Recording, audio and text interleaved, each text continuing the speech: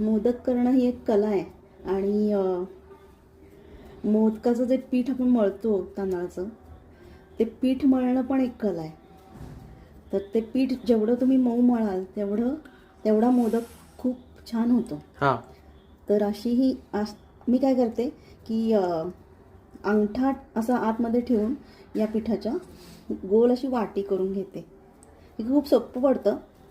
आणि हे पहा, छान अशी वाटी तयार होती. आता मग ते थोडं थोडं आपण पातळ करून घ्यायची. वाटी जेवढी शक्य होईल तेवढी पातळ करून घ्यायची.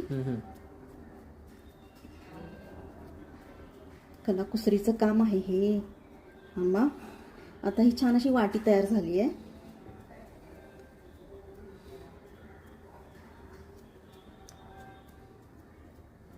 आपल्या हाताला जाणवतं की किती पातळ झाली आहे ती वाटी.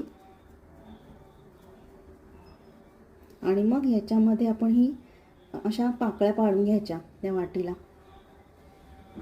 मी असंच करते, नंतर पाकळ्या नाही पाडत. त्या सारण भरल्यामुळे जरा अवघड पडतं. आपण हे सोपं करूयात ना थोडं. ह्या पाकळ्या आधी पाडून घेतल्या ना की खूप सोपं जातं. आणि मग ह्याच्यामध्ये हे सारण घालायचं. असं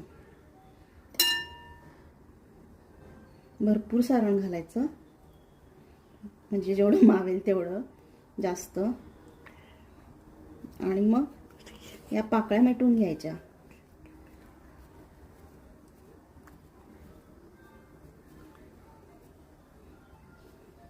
थोडंसं वरतून फिनिशिंग टच.